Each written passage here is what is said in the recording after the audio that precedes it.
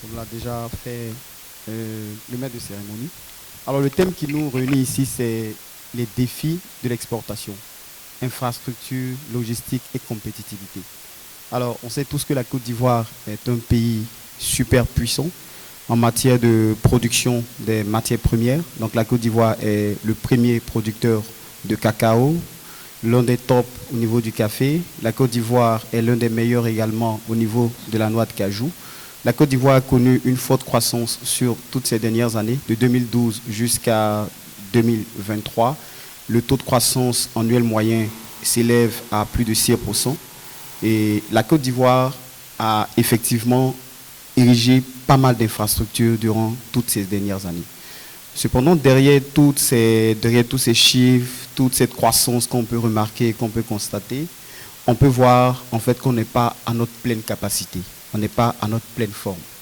Et parmi ces défis ou ces problèmes, on peut avoir des soucis au niveau de la logistique, on a des soucis au niveau des infrastructures, mais on a des soucis au niveau de la compétitivité. Alors, comment est-ce que l'exportateur se déplace depuis les vergers jusqu'à la zone de commercialisation? Alors, tous les éléments qu'il aura utilisés, ce sont ces éléments qui vont entrer dans tout ce qui est infrastructure et logistique. Alors, la question de compétitivité, c'est comment je fais face à la concurrence internationale. Alors, aujourd'hui, en Côte d'Ivoire, on sait tous qu'on a la zone de libre-échange continentale qui est lancée. Cela signifie que les marchés sont ouverts. Et nous allons, dans peu de temps, nous serons vraiment envahis par pas mal de pays d'alentour qui viendront en fait faire du chiffre ici. Mais à côté de ça, il va falloir que nous puissions répondre à cette concurrence internationale. Alors, face à cette concurrence internationale, qu'est-ce que nous, la Côte d'Ivoire, nous pouvons mettre en œuvre de sorte à pouvoir rester compétitifs? Sinon, après, nous allons voir nos industries être écrasées, nous allons voir en fait des pertes en termes d'emploi, nous allons perdre en fait dans pas mal de chiffres. Donc, les panélistes sont réunis ici, on a déjà cité, nous sommes ici avec M. Cheikh Camara, le directeur logistique et achat de SECO Olamagri. Lui va nous apporter son expertise sur tout ce qui est défis pratiques et stratégiques liés aux infrastructures et logistiques. Et nous avons Mme Judith Dja Assou, qui est la directrice de la promotion du commerce extérieur et de l'assistance à l'exportation au ministère du Commerce et de l'Industrie. Elle va nous partager la vision gouvernementale et les actions du gouvernement, les actions en cours pour soutenir les exportateurs. Et moi-même, je suis le chef d'unité au Conseil national des exportations. Alors donc, notre objectif pour ce panel, c'est premièrement relever tous les défis que nous pouvons constater au niveau des infrastructures, au niveau de la logistique et enfin au niveau de la compétitivité. Donc, une fois qu'on a relevé ces points, en deuxième lieu, nous allons faire ressortir les initiatives, donc les initiatives qui ont été prises et les solutions en fait qui ont été également présentées par le gouvernement ou par le secteur privé. Et enfin, nous allons essayer de faire des recommandations concrètes. Voilà. Et nous n'allons pas faire en fait ce panel sans vous, le public. Donc sur ce, on va passer aux questions pour nos panélistes. Alors j'ai envie tout de suite de commencer par la question à M. Cheikh Camara, le directeur logistique et achat de SECO Olamagri. Alors M. Camara, est-ce que vous pouvez partager avec nous, bien sûr, vous pouvez également vous présenter beaucoup plus en détail, mais également à la suite, nous donner les principaux défis logistiques auxquels les exportateurs ivoiriens font face au quotidien.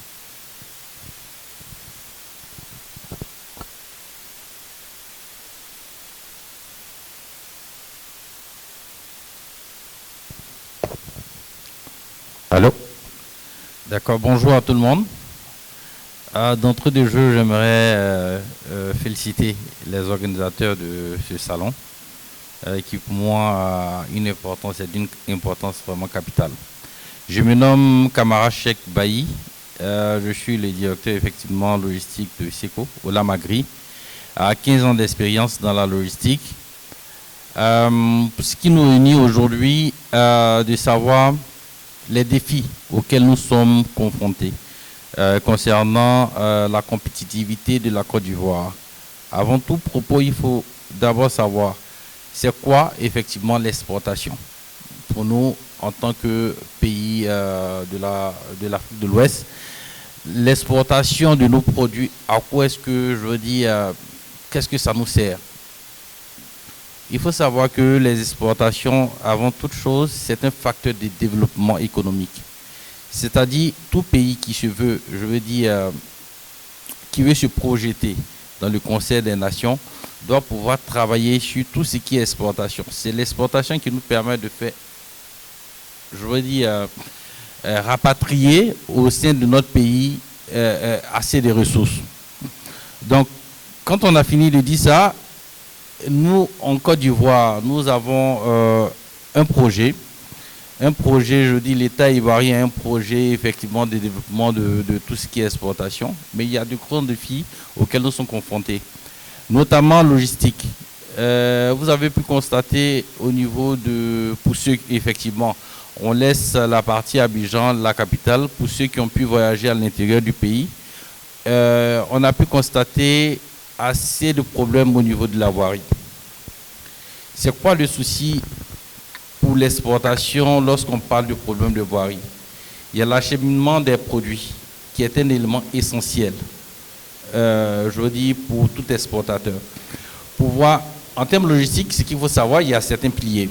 Pouvoir délivrer dans les délais, la conformité et le coût. Lorsque nous avons un problème de voirie, forcément, ça aura un impact sur les coûts, sur les délais de livraison. Et en plus de cela, on peut avoir des problèmes de sécurité routière. Donc, il est important pour nous de pouvoir mentionner ce fait-là pour dire que, effectivement, tant qu'il y aura, je veux dire, dans notre pays, ces problèmes liés à la voirie, surtout en milieu rural, nous allons être confrontés effectivement à beaucoup de soucis au niveau de l'acheminement de nos produits. Hormis cela, on peut parler aussi de tout ce qui est infrastructure, pas forcément routière, mais effectivement tout ce qui est entreposage de nos produits. Vous savez très bien que lorsqu'on finit de produire, on va prendre l'exemple du cacao, du coton. Au niveau de l'agriculture, lorsqu'on finit de produire, il faut nécessairement pouvoir entreposer avant d'exporter. Et aujourd'hui, nous avons un grand défi, c'est de pouvoir avoir, je veux dire, des entrepôts qui sont effectivement au standard. Non seulement au standard, mais en quantité. On peut constater aujourd'hui l'acquisition d'un mètre carré au niveau de la zone portuaire, tourne autour de 4 000 à 5 000 francs le mètre carré, ce qui est un grand enjeu. Au-delà de ça, même quand on arrive à payer, il faut pouvoir en avoir, je veux dire, de façon à ce que l'entrepôt puisse répondre à nos besoins en fonction du produit effectivement que nous allons entreposer. Donc, lorsqu'on a fini de parler de la route, qui est un facteur important, et au niveau de l'entreposage, on va aussi parler des moyens qui permettent de pouvoir évacuer effectivement nos produits. Donc nous avons tout ce qui est matériel de transport. On va parler des camions, on va parler des fourchettes, tout ce qui rentre en tout cas dans les circuits. À ce niveau, il faut pouvoir dire que nous avons de gros challenges à ce niveau parce que déjà la structure de coût d'une société de transport est vraiment énorme. Qu'est-ce que ça veut dire? Lorsqu'on prend une société qui se crée, qui veut faire du transport, ok, elle a ses charges, elle a son chiffre d'affaires. À la fin de la journée, lorsqu'on fait le rapport, on voit très bien que le revenu de cette structure-là n'est pas assez important pour qu'elle puisse, je veux dire, absorber, je veux dire, tout ce qu'elle a comme charge. Vous prenez par exemple la voirie, je vous prends au bas mot un pneu qui coûte autour de 300 000 francs. 300 000 francs CFA. Lorsque vous prenez une marchandise, vous prenez faire caisser de goût à Abidjan, le coût du transport, un coût fixe, on va vous parler de 800 000. 800 000, lorsque vous enlevez le carburant à 50 km au 100, le carburant tourne autour de 350 000, 400 000 francs. Lorsque vous allez enlever tout ce qui est frais de route, tout et tout, votre bénéfice net sur ce transport-là va tourner autour maximum 200 000 francs. Si vous devez éclater un pneu qui coûte 300 000 francs, vous voyez que sur ce transport, vous avez effectivement perdu. Donc, ce qui fait qu'aujourd'hui, il est difficile pour des entreprises qui se lancent dans le transport de pouvoir être aux normes. Parce que être aux normes, ça coûte. Si ces entreprises-là souhaitent se mettre aux normes, ça va nécessairement, je veux dire, impliquer une augmentation des coûts du transport. Ce qui n'est pas bénéfique, effectivement, pour notre compétitivité. On veut pouvoir avoir un service de qualité, mais à un coût raisonnable. Et pour ce faire, il est important, je dis pour nous, je dis qui sommes dans le transport ou pour les entreprises qui sont effectivement dans le transport, d'avoir des voiries qui sont quand même assez praticables pour pouvoir les aider quand même à amortir certains coûts. Donc, au niveau de la logistique, de prime abord, ce que je peux dire, j'ai énoncé, je veux dire, les routes, les entrepôts et les moyens de transport.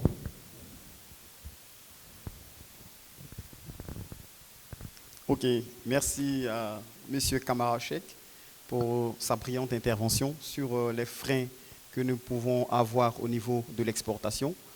Maintenant, nous allons nous tourner vers Mme Assou Dja, qui va nous présenter également les freins que le gouvernement a pu diagnostiquer, voilà, sur les exportations, au niveau des infrastructures, de la logistique, mais également de la compétitivité. Madame Dja, nous sommes à vous.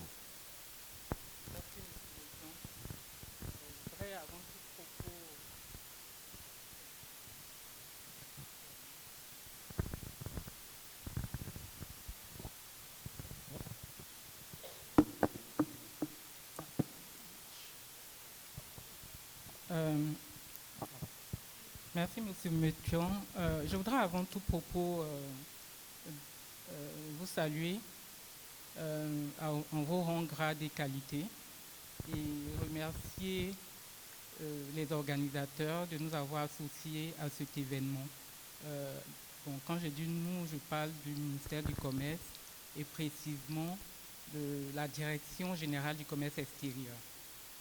Et donc, la Direction générale du commerce extérieur, avec cette direction centrale et on va dire, ces différentes structures sous tutelle, travaillent pour accroître les exportations.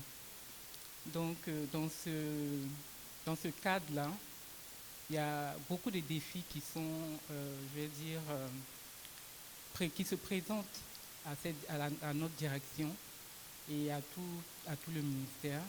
Et c'est tout à l'heure, M. Cheikh a énoncé ces freins-là. Ce sont des freins au niveau des infrastructures routières, surtout, puisqu'on parle ici surtout de la zone de libre-échange continentale. Donc, c'est au niveau des infrastructures routières, on va dire on n'a pas assez de routes praticables pour pouvoir exporter, acheminer nos produits. Et également, ces routes-là sont, on va dire, il y a des tracasseries routières aussi. Donc, ces tracasseries routières-là, le ministère cherche des solutions pour pouvoir les réduire ces tracasseries qui font partie des barrières non tarifaires. Donc, voici un peu ce que je peux dire au niveau des défis et surtout au niveau logistique. Maintenant, peut-être au niveau de la compétitivité, c'est après que vous posez la question. Non, allez-y à mon on peut en même temps aller. Au niveau de la compétitivité des entreprises, ce qu'on a comme défi, c'est de pouvoir avoir des produits qui puissent accéder au marché extérieur. Donc ces produits-là doivent respecter un certain nombre de règles et de normes. Donc sans ce respect de normes et de ces règles-là, ces produits ne peuvent pas accéder à ces marchés. Donc ce sont ces obstacles-là qui se présentent à nos entreprises. Parce qu'il est vrai qu'on parle de marché qui est ouvert, mais le marché est ouvert, mais il y a également des normes à respecter, il y a des réglementations à respecter.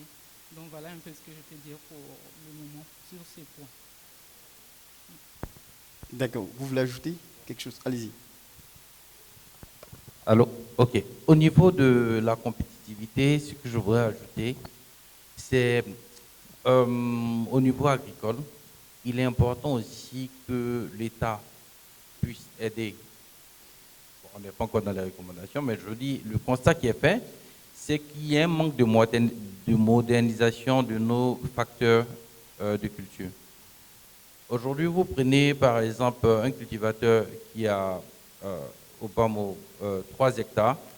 Pour pouvoir labourer ces 3 hectares, il lui faut des jours. Par contre, si on avait, je veux dire, des moyens de mécanisation, ça allait pouvoir aider à traiter ces 3 hectares-là, par exemple, en une demi-journée.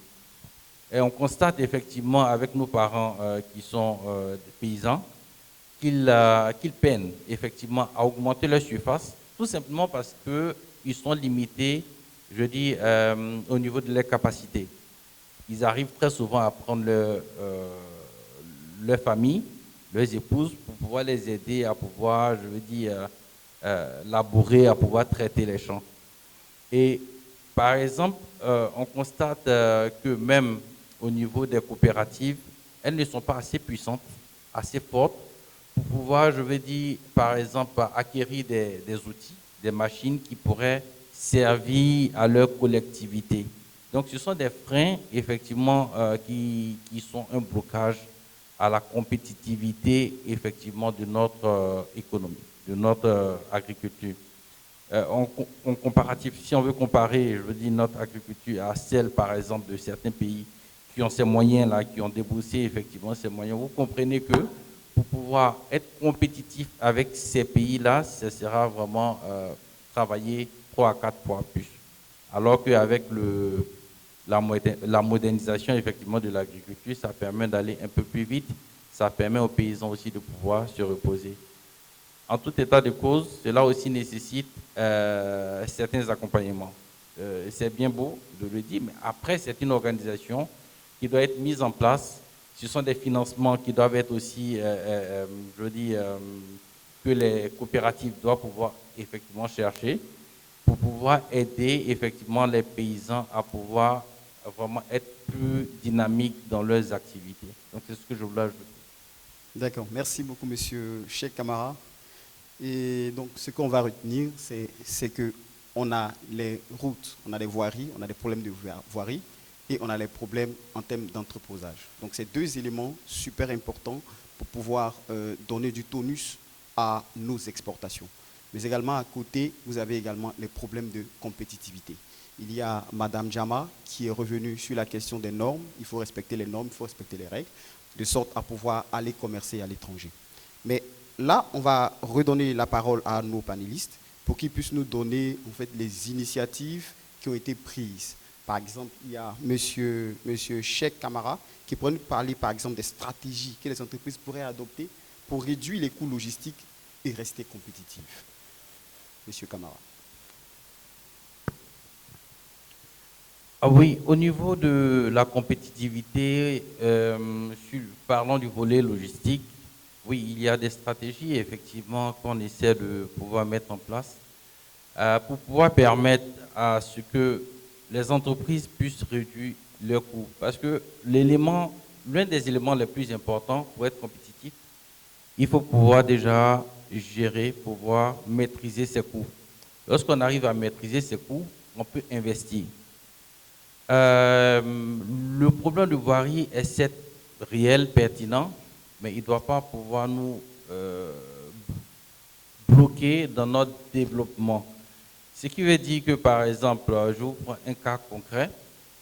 Lorsque nous sommes confrontés, par exemple, au problème de voirie, il y a des initiatives, je veux dire, que les entreprises sont obligées de prendre pour pouvoir, je veux dire, accroître leurs activités.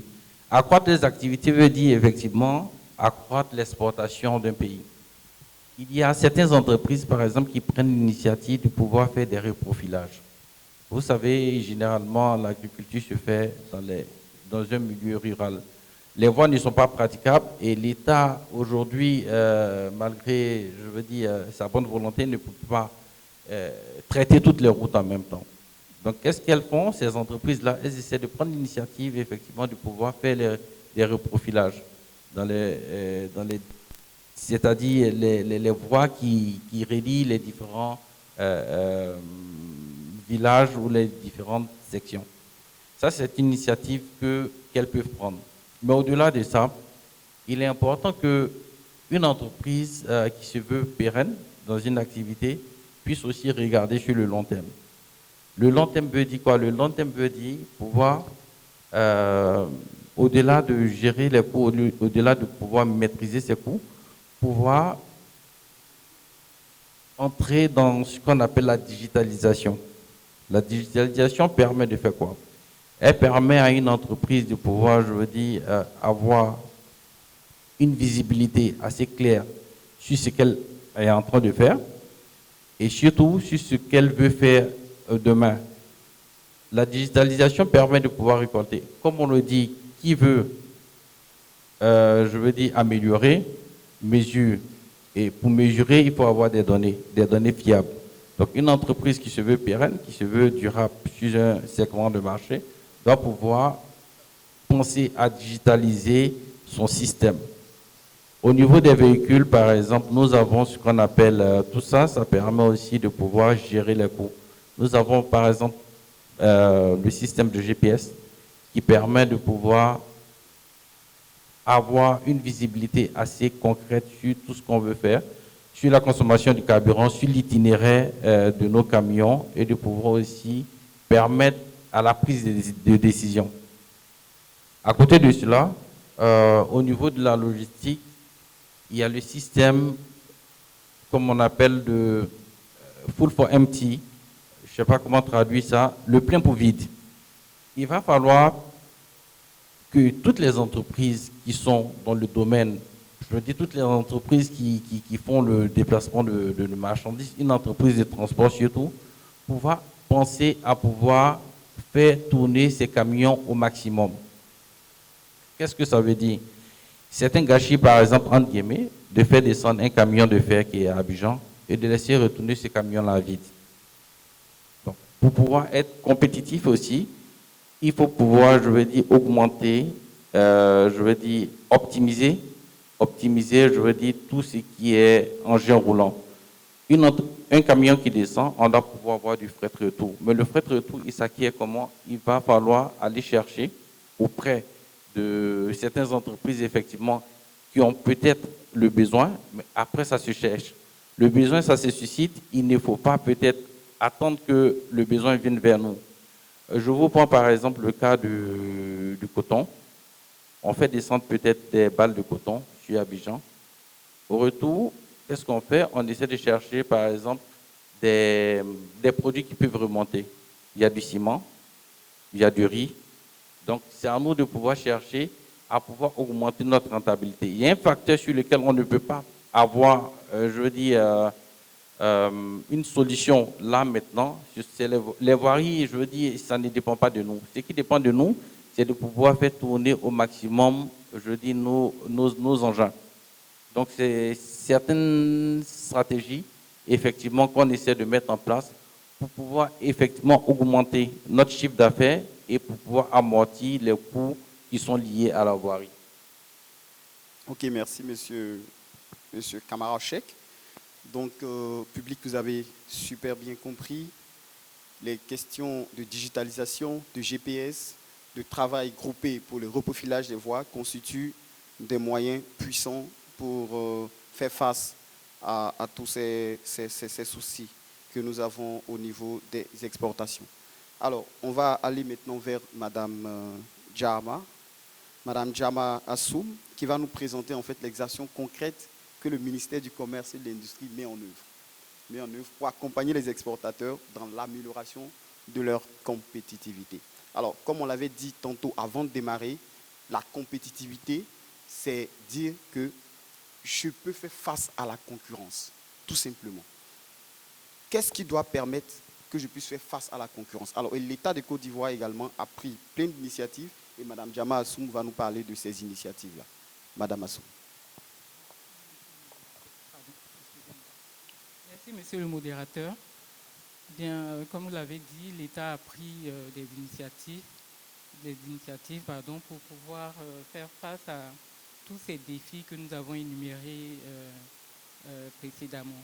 Et donc, parmi ces initiatives-là, nous avons depuis 2004, l'État s'est doté de la stratégie nationale des exportations.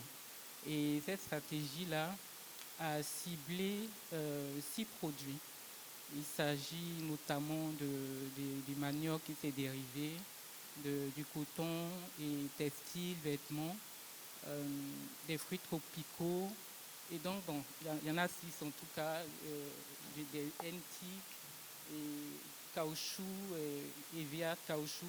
Et donc, ces produits-là viennent en fait, on va dire, viennent renforcer en fait nos exportations, parce que depuis lors, c'était juste les produits traditionnels qu'on connaît, c'est-à-dire le café, le cacao. Donc, en plus de ces 2 produits phares, nous avons bien voulu faire la promotion de ces produits-là que j'ai cités tout à l'heure, pour pouvoir en fait augmenter nos exportations, accroître nos exportations. Et donc, dans ce cadre-là, toutes ces entreprises qui produisent ces produits sont, on va dire, accompagnées. Elles sont accompagnées, on va dire, dans le renforcement de leurs capacités. On renforce leurs capacités pour qu'elles puissent être compétitives à l'international.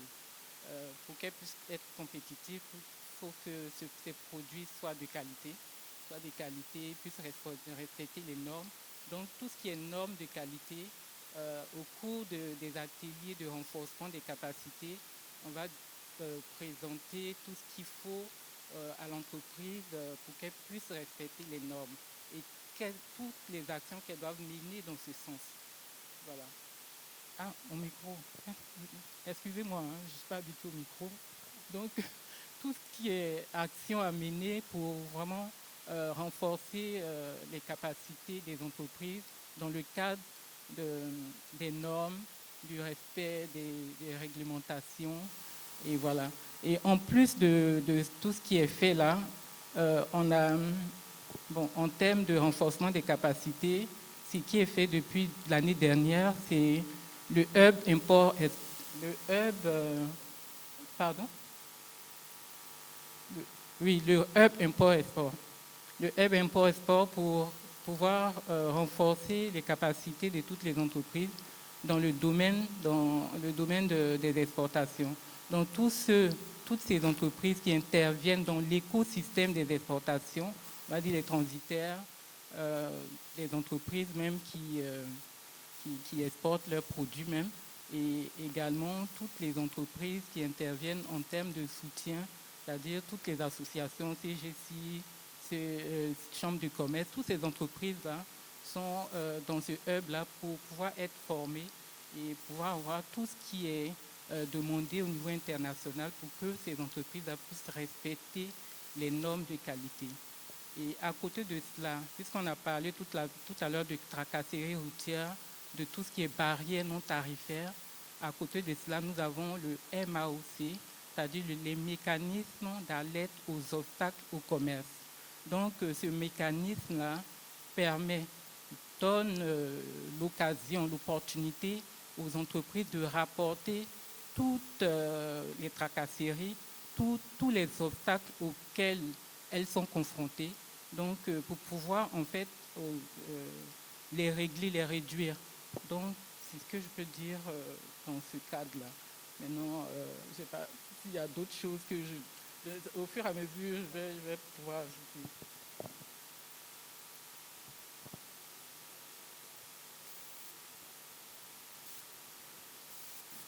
Bien. Donc, merci à Madame Assoum.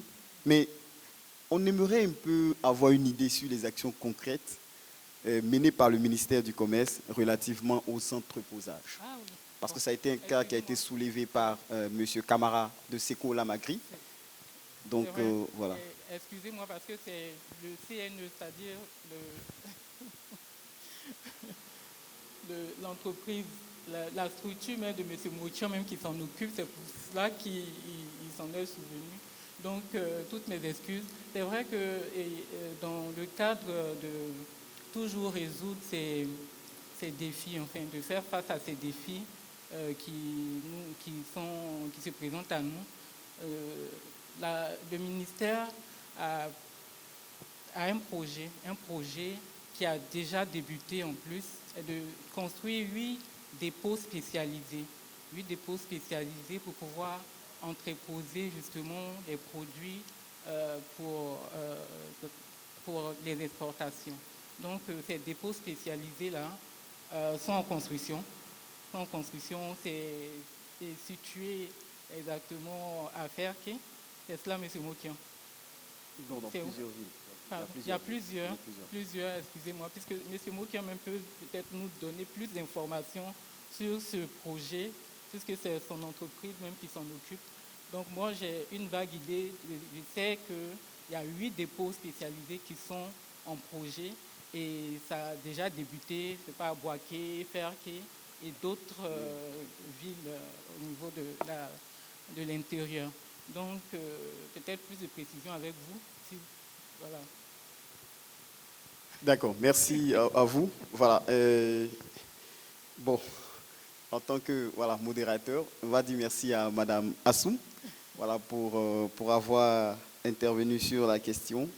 Effectivement, il y a le ministère du Commerce qui est en charge de pouvoir développer tout ce qui est dépôt spécialisé dans 8 villes en Côte d'Ivoire. Alors, les 2 principales villes qui actuellement servent de projet pilote, c'est la ville de Boaké et celle de Ferké. Donc, à Ferké et à Boaké, il faut installer là-bas 2 dépôts spécialisés. Alors, l'esprit est simple, c'est de pouvoir éviter tout ce qui est pète post-récolte. Alors, on a remarqué que l'eau produit pourrisse très souvent en bas des arbres. Si on veut regarder, par exemple, la mangue. La mangue, on a parfois des productions qui vont à 100 000, 150 000, 200 000 tonnes l'année. Mais quand on regarde les chiffres présentés par la FAO, donc le Fonds des Nations Unies pour l'agriculture et l'alimentation et l'agriculture, on peut se rendre compte que là-bas, on peut trouver que 30 000 tonnes têtes de mangue. Vous voyez, et là, ce qui se passe, on a un gap. On n'arrive pas véritablement à sauver ces pertes-là. Alors, ce qu'il faut faire, il faut construire donc des entrepôts qui sont plus proches en fait des producteurs, des agriculteurs, et à partir de là,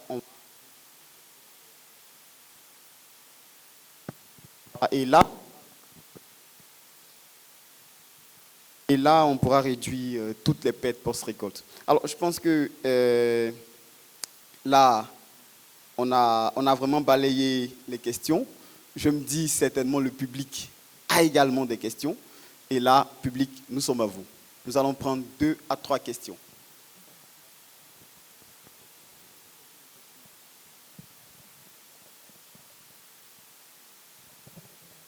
Allô. Bonjour messieurs, dames. Voilà, je suis mademoiselle Sie Esniame Prunel Yadin, étudiante en master de marketing à l'Université des Lagunes. Voilà, je voudrais savoir, déjà merci aux différents panélistes pour vos interventions, c'était très enrichissant. Moi, je voudrais revenir sur le problème de la voirie. Il a été dit que l'industrie ivoirienne fait face concernant les exportations au problème de voirie. En Côte d'Ivoire, de ce que je sais, il y a, bon, je ne sais pas si actuellement c'est toujours d'actualité, mais il y a des chemins de fer. Je me dis que l'État de Côte d'Ivoire pourrait éventuellement revoir l'option des chemins de fer et des trains avec des wagons, puisqu'on se dit que les grandes voies ne sont pas très praticables avec des camions. Peut-être bien que l'État de Côte d'Ivoire pourrait opter pour les trains, pour tout ce qui est question de transit des produits vivriers et autres.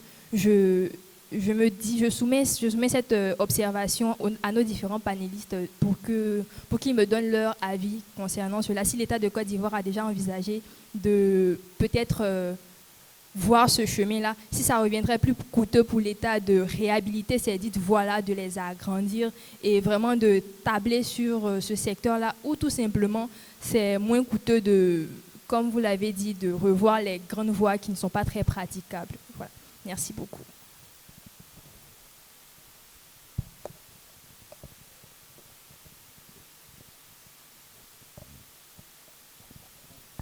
Oui, la prochaine question. Oui, j'ai le micro. Oui. Je suis Monsieur Brou Désiré, Oui. Chargé de programme à la JICA Côte d'Ivoire. Je voudrais donc remercier les panélistes pour leur brillante intervention. Ma question est, on va dire véritablement la suivante.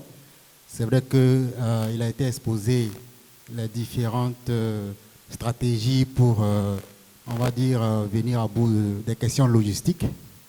Mais dans l'exposé des panélistes, vous avez parlé de compétitivité. Et aujourd'hui, quand on parle de compétitivité, c'est vrai, il y a les normes, mais un des grands facteurs de compétitivité, c'est le prix. Et toutes les propositions que vous avez eu à faire, j'ai comme l'impression que ça va venir greffer le prix. Parce que quand vous faites des constructions d'entrepôts, le coût, il y a un coût du stockage.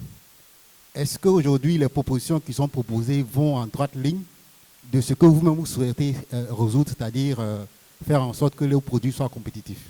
Merci.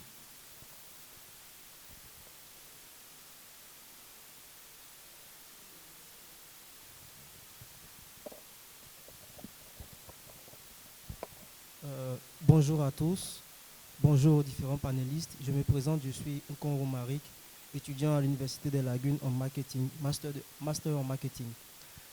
Moi, j'ai deux questions. La première question, c'est relative à la supply chain. Parce que quand on parle de compétitivité, on parle d'exportation d'infrastructures logistiques et compétitivité. Je fais référence au thème du panel. Je me demande, est-ce que nos panélistes ont intégré cette notion-là qui est de plus en plus répandue actuellement au niveau mondial, qui est la supply chain? Et est-ce que ce modèle-là peut s'appliquer actuellement en Côte d'Ivoire avec notre système industriel d'antan? Et aussi au niveau de la voirie. On se souvient encore il y a quelques années, au niveau du port, la voirie était complètement inaccessible. Pour un port, dit-on, qui est le poumon économique de la Côte d'Ivoire, ne pas avoir une voirie vraiment représentative de ce miracle économique-là, franchement, ça relevait de l'inconcevable. Et je suis heureux d'entendre par les panélistes qu'ils ont souligné ce problème-là, qui est également vraiment impactant au niveau des coûts. Parce qu'une voie vraiment détériorée, lorsqu'on fait un parcours du combattant pour pouvoir acheminer certains produits, essentiellement les prix sont verront affectés. Et finalement, c'est les consommateurs finaux qui en souffriront. Donc, c'était pour relever ces deux points-là. Merci.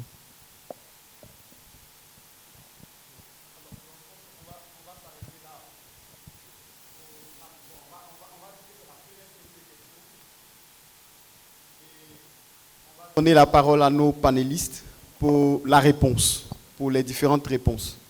Alors, il y avait la première question qui parlait de l'option des chemins de fer. Donc, on va donner la parole à M. Kamarachek qui veut bien réagir sur la question, sur l'option des chemins de fer. D'accord, je pense que c'est une question pertinente. Mais je pense qu'aujourd'hui, la Côte d'Ivoire, c'est vrai qu'on a eu à évoquer que les défis, mais rassurez-vous, il y a aussi des pistes de solutions. Pour ceux qui ont pu avoir l'information, aujourd'hui, il y a une construction d'un port sec au niveau de Fer-Kessédougou. Je pense qu'il sera bientôt opérationnel. Ce port sec-là va permettre de pouvoir non seulement fluidifier, je dis l'engorgement au niveau du port d'Abidjan, mais aussi pouvoir aider à réduire considérablement les coûts logistiques. Et dans cette lancée-là, le chemin de fer, effectivement, aura vraiment une grande importance parce que bon nombre d'entreprises vont utiliser ce canal-là pour pouvoir acheminer les marchandises. Aujourd'hui, si ce n'est pas utilisé à fond, c'est juste parce que effectivement, sinon c'est utilisé, mais pas à fond parce que la capacité effectivement ne le permet pas. Pour exemple, nous-mêmes, on utilisait le chemin de fer pour pouvoir faire descendre les conteneurs de coton. Aujourd'hui, ce n'est pas très possible parce qu'à côté, il y a certains aspects. certains aspects administratifs qu'il faudra prendre en compte. Je pense qu'il y a eu aussi des discussions avec les autorités compétentes afin de pouvoir faciliter, parce que ça aussi c'est un élément, c'est un défi qu'on doit pouvoir, je dis, intégrer dans notre thème du jour, c'est-à-dire tout ce qui est facilitation documentaire. Et donc après, lorsque vous devez passer par le chemin de fer et que la procédure doit être vraiment lourde, on préfère prendre la route avec ses conséquences. Donc pour répondre à la question, si c'est pris en compte, et je pense qu'avec le port sec au niveau de FEC et Sédougou, je dis ce canal-là sera davantage utilisé.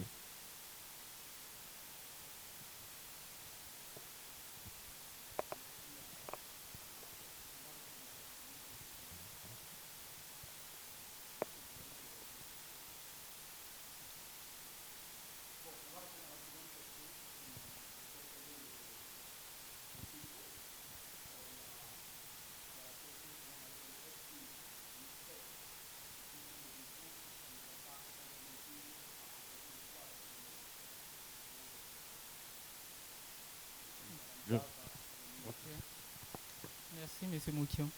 Donc, ce que je pourrais dire avant même cette question, la première qui concerne les chemins de fer, c'est une bonne proposition à prendre en compte. Et on pourrait faire des recommandations dans ce sens-là à nos supérieurs hiérarchiques. Et pour revenir à cette question sur les dépôts spécialisés qui pourraient, je veux dire, augmenter les coûts des produits. Ces dépôts-là sont une solution pour pouvoir réduire justement les coûts. Parce qu'on a des pertes en produits, comme l'a dit tout à l'heure M. Moutian. Donc c'est pour résoudre ces pertes en produits, la production, on a des pertes.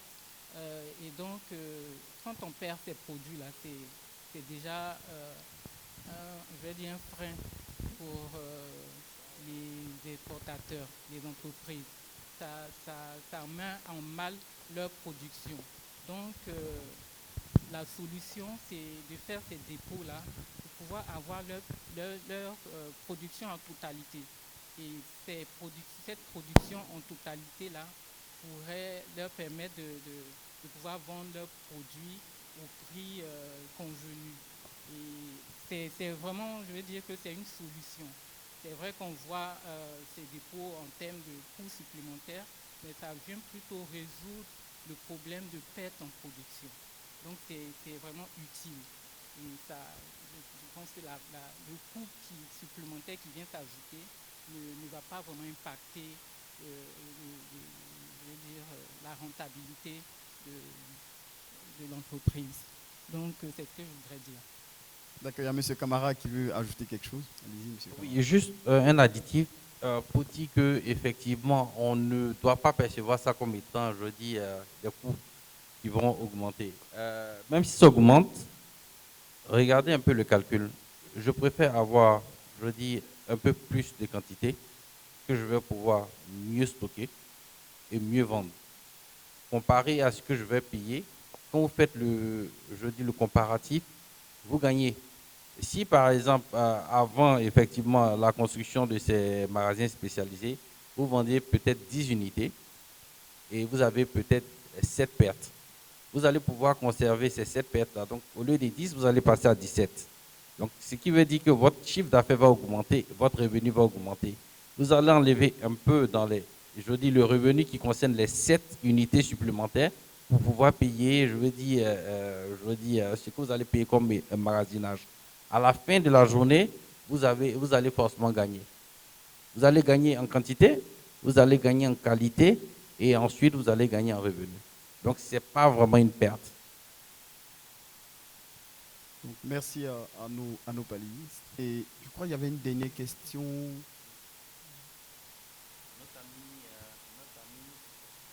Notre ami qui a parlé de la supply chain, c'est ça, et de la voirie du port. La question sur la supply chain, s'il peut préciser, je n'ai pas bien compris c'était de savoir si la supply chain... Si on peut l'appliquer en Côte d'Ivoire. Oui, la supply chain s'applique en Côte d'Ivoire, forcément. La supply chain, j'ai dit, s'applique forcément en Côte d'Ivoire. D'abord, il faut comprendre le concept de la supply chain, c'est quoi effectivement? C'est-à-dire de l'approvisionnement à la production et à l'exportation. Donc effectivement, nous, nos termes ici, et c'est au niveau de l'exportation, sinon la supply chain, effectivement, s'applique forcément, je veux dire, au niveau de la Côte d'Ivoire. Il y a plusieurs entreprises qui utilisent la supply chain. C'est vrai qu'arriver à un certain niveau, il faut bien faire la différence entre logistique et supply chain. La logistique s'intègre dans la supply chain, mais la supply chain, je veux dire, est appliquée forcément en Côte d'Ivoire. Il y a bien d'entreprises qui utilisent la supply chain. Même l'entreprise dans laquelle je travaille, effectivement, c'est la supply chain que nous pratiquons. Maintenant, sa dernière question, sauf si peut-être je n'ai pas bien perçu, pourra repréciser la question sur la supply chain. Au niveau de la voirie, je pense que actuellement même, il y a des travaux qui sont prévus. Effectivement, pour pouvoir permettre de pouvoir faciliter, fluidifier la circulation au niveau du port. C'est un grand enjeu. Effectivement, j'ai débuté dans le maritime, je suis à Maes, ensuite à MSC. On sait combien de fois on a souffert lorsque nous avions des livraisons ou des exportations à faire au niveau du port. C'était vraiment pénible, mais je pense qu'aujourd'hui, avec les travaux qu'ils sont en train de faire, ça va faciliter. Mais le projet dans lequel le port était inscrit, c'était de faire une zone tampon. Une zone tampon au niveau de la zone industrielle, la nouvelle zone industrielle au niveau de Yopougon, à la sortie. Et ça va être une zone tampon. Donc, tous les véhicules qui arrivent de l'Interland, c'est-à-dire les pays qui n'ont pas de débouchés sur la mer, donc ils allaient venir stationner là. Et il allait avoir un programme au niveau du port, qui allait pouvoir, au fur et à mesure, faire appel aux camions qui doivent passer. Bon, jusqu'à présent, ce n'est pas encore mis en œuvre. J'espère avec, la réflexion de la voie qu'ils sont en train de faire. Et ça pourra, si c'est mis en place, ça va vraiment soulager, les activités au niveau du port. Et donc, on attend de voir effectivement que les travaux finissent et la mise en application de cette zone tampon au niveau de la nouvelle zone industrielle. Ok. Merci au public. Merci pour vos questions. Alors, ce qu'on a pu comprendre, vous lâchez quelque chose? Allez-y, Madame Assou. En plus de tout ce qui a été dit sur ce qui est prévu comme travaux, il y a également l'autoroute Abidjan-Lagos qui est prévue, donc qui va permettre aussi de transporter facilement nos produits aux différents pays de la sous-région. Donc je voudrais également souligner cela, parce que ça va aussi faciliter les transports, l'acheminement des produits. Voilà. Donc c'est ce que je souhaitais ajouter. Et en plus, comme il a dit, tout ce qui est voirie à l'intérieur à Abidjan, tout cela est prévu. Tous les travaux de réhabilitation sont prévus. Donc c'est ce que je souhaitais ajouter. Ok, bon, on nous dit qu'on a encore un peu de temps. On peut encore prendre une série de 3 questions. Une série de 3 questions. S'il vous plaît, le micro. 3 questions. Ah, bon, là, on a plus de 4. Bon, levez le doigt en même temps, on verra les questions en même temps et on prendra la dernière série. Qui a le micro, s'il vous plaît? Ok, allez-y, madame.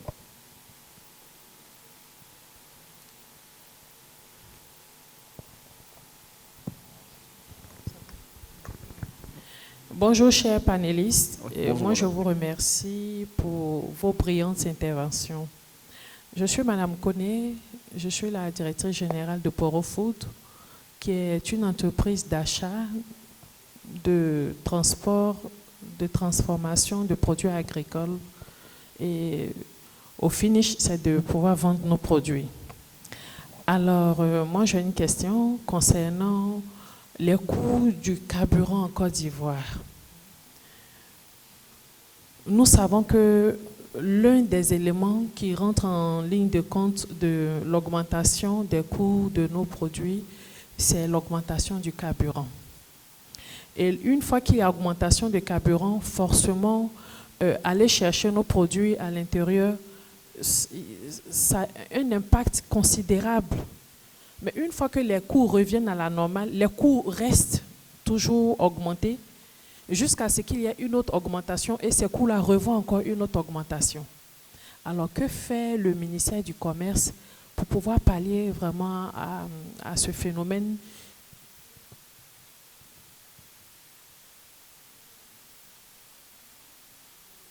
Des produits sont encore plus chers. Souvent, tu t'en vas pour récupérer une tonne d'arachide, mais ce que tu mets dans le carburant, là, c'est plus cher que l'arachide que tu vas prendre.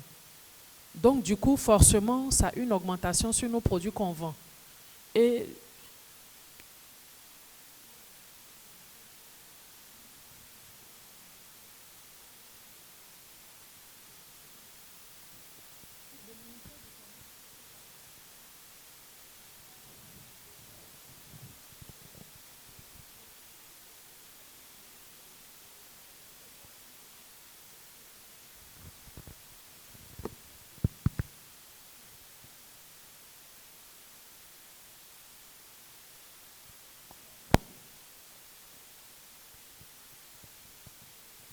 D'accord. C'est bien noté votre question, madame. On passe à une autre question, s'il vous plaît. Oui.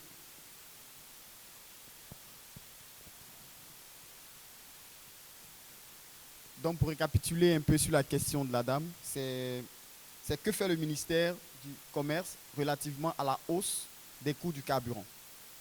Oui. Une autre question, s'il vous plaît. Oui, mais...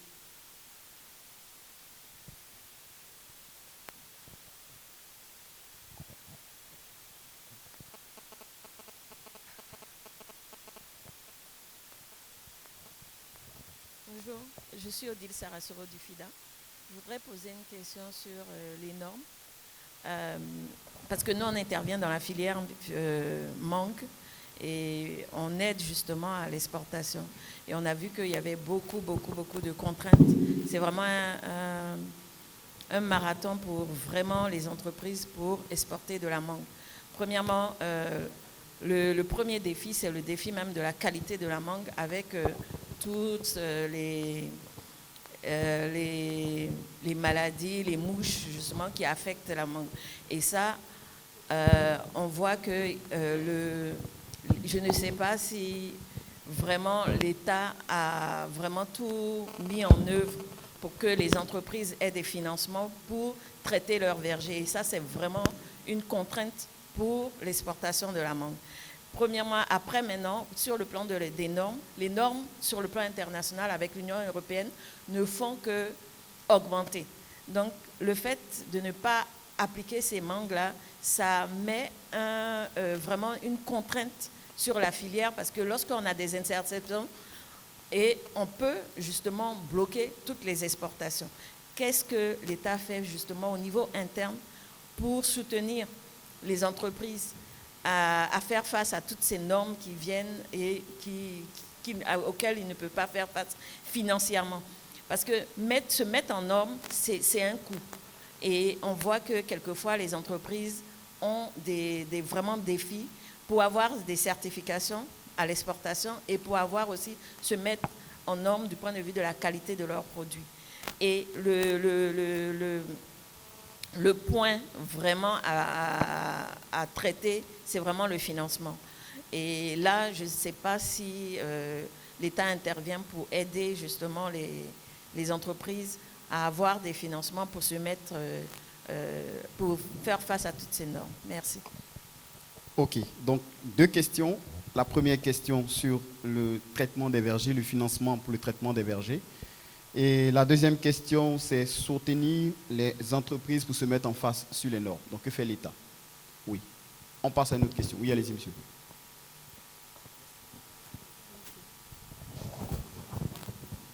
Bonjour. Je suis Fandjika Samuel, étudiant en finance à l'Université des Lagunes. Moi, j'ai 2 questions à poser aux panélistes, mais avant tout, j'aimerais leur dire merci pour leurs interventions.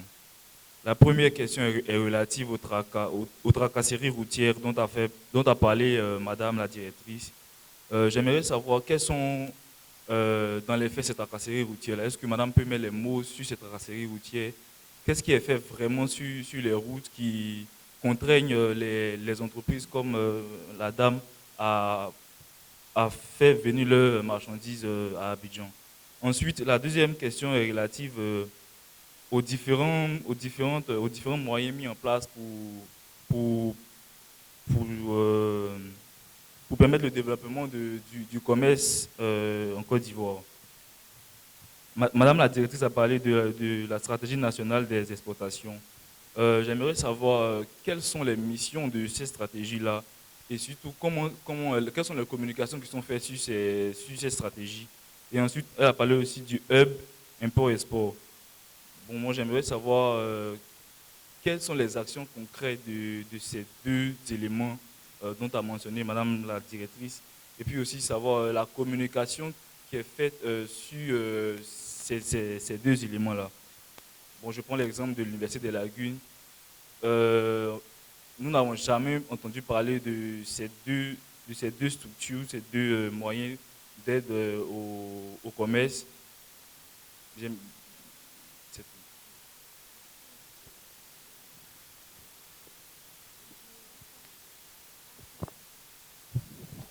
sais pas, vous avez dit deux questions, mais apparemment, je pense que c'était beaucoup plus que deux. Vous avez parlé de ce qui contraignait l'acheminement des produits de manière concrète, c'est ça? Vous avez parlé également de ce qui est mis en place pour répondre aux tracasseries routières, c'est ça? Et troisième point, vous avez parlé des missions de la SNE, la Stratégie nationale des exportations. Et quatrième point, vous avez parlé du Hub Import-Export. Mais c'était quoi concrètement relativement au Hub Import-Export? Merci beaucoup. Savoir de quoi il s'agit exactement. Ok, il n'y a pas de problème. Super. On passe à la prochaine question. Je suis Jean-Jacques Amani, en charge de la prospective et la stratégie à l'Université des Lagunes. Encore une fois, je remercie les panélistes pour leurs interventions. Surtout la dame du ministère du Commerce, merci beaucoup pour votre intervention. Lorsque les entrepreneurs en général parlent de difficultés et lorsqu'il y a des opportunités, on entend très souvent parler de renforcement de capacités. C'est très louable et merci au ministère pour ces renforcements de capacités-là. Mais comme on le sait, toute entreprise essentiellement sont des charges et des entrées d'argent. Et comme la charge principale sous nos cieux, c'est la fiscalité. Et quand on parle de compétitivité face aux nouveaux acteurs qui vont intervenir sur notre marché, avec le protectionnisme qui existe ailleurs, c'est tellement que des mesures seront prises par ces pays concurrents de griffes-là pour aider leurs entreprises. Et qu'est-ce qui serait fait en termes de fiscalité pour faciliter la tâche à nos entreprises? Et autre aspect, qui dit charge et entrée, est-ce que le ministère favorise l'accès à de nouveaux marchés pour rendre nos entreprises plus compétitives justement? Et pour venir aux charges encore, on a entendu récemment un industriel, un exportateur, non des moindres, revenir sur le fait que notre port serait le plus cher d'Afrique, voire du monde. Qu'est-ce qu'il en est et qu'est-ce qui est fait pour remédier à cela? Merci.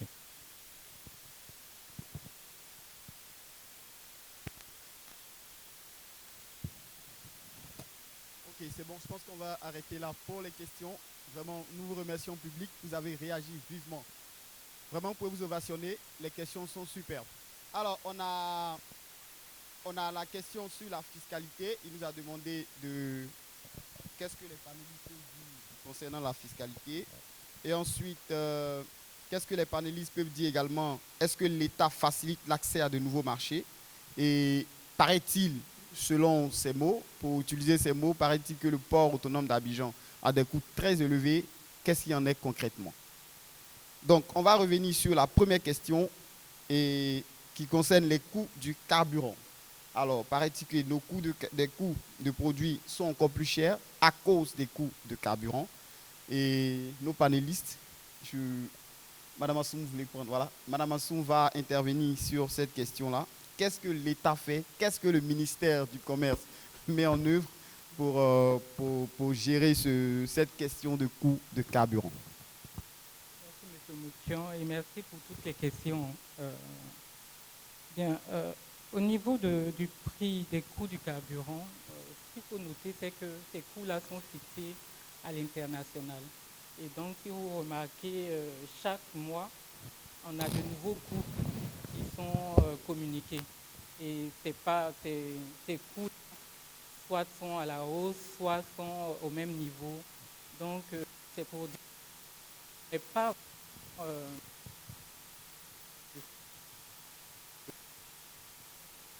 c'est au niveau des coûts internationaux. Donc, on peut dire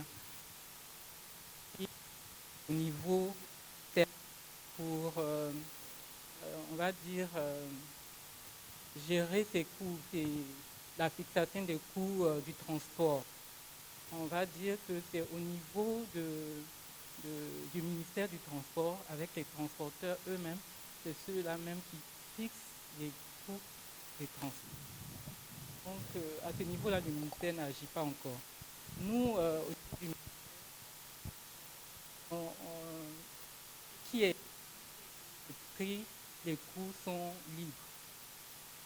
Donc, on a certains produits de grande nécessité qu'on surveille. On surveille les coûts de ces produits-là. Donc, c'est sur ces coûts-là qu'on peut agir et plafonner les coûts quand c'est nécessaire. Donc, c'est ce que je peux dire sur ce volet. Sur ce volet. Ok, d'accord. On va passer donc à la seconde question, les normes. Il a été dit que les normes constituent un marathon pour les entreprises pour exporter les mangues. De manière concrète, les normes ne font qu'augmenter. Et qu'est-ce que l'État met en œuvre pour soutenir les entreprises pour se mettre en phase relativement aux normes?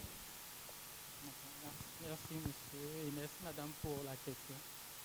Sur ce volet, l'État, enfin, au niveau du ministère, nous sommes en train de mettre en place le micro. Pardon. Nous mettons en place la politique nationale du commerce. Et dans cette politique, nous la sont prises en compte. Donc, cette partie-là, c'est au niveau de la compétitivité des produits.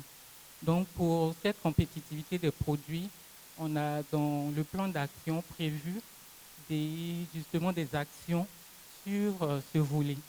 Donc, les entreprises nous transmettent leurs projets, les différents projets, tels que vous venez de dire, peut-être sur les mangues.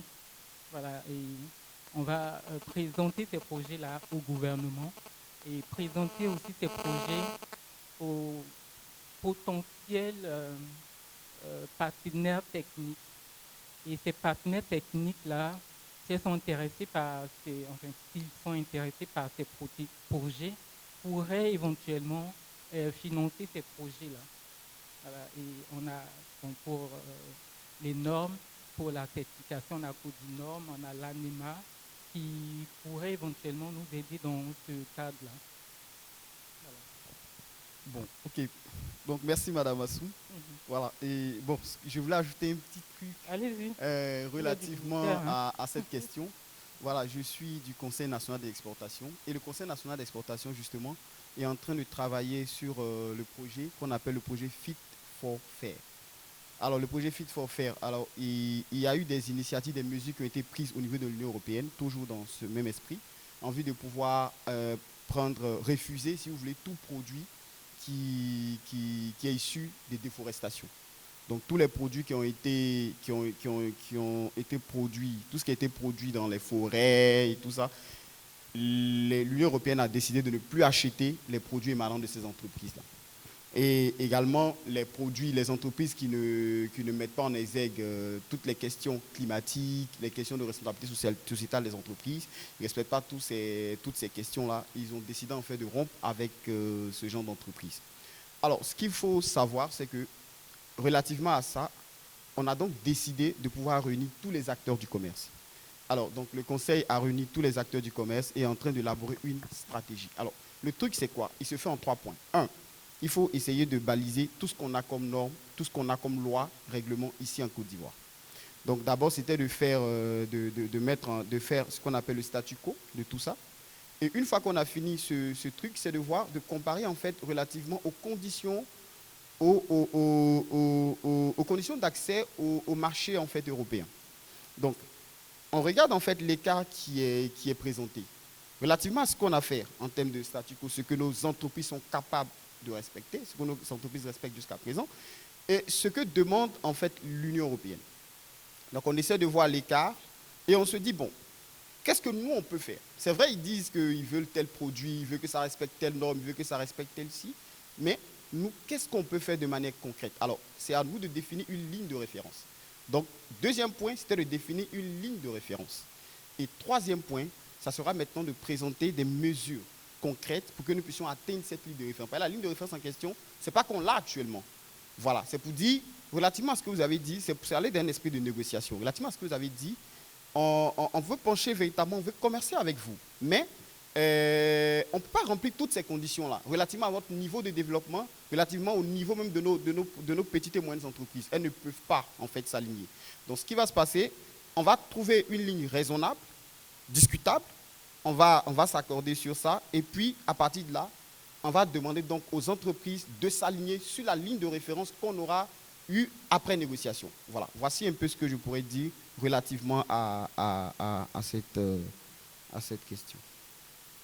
Voilà. Maintenant, l'autre question, ça concerne le traitement des vergers. Vous avez dit, est-ce que l'État a un financement ou comment est-ce que l'État encourage le traitement des vergers? Est-ce que vous avez quelque chose à dire? Le traitement des vergers. Est-ce qu'il y a un financement? Il nous reste combien de questions auxquelles on devait répondre déjà? Oui, il nous reste... Non, il y a encore des questions. Il y a ce qui contraint les acheminements des produits. On va aller rapidement. Très bien. Oui.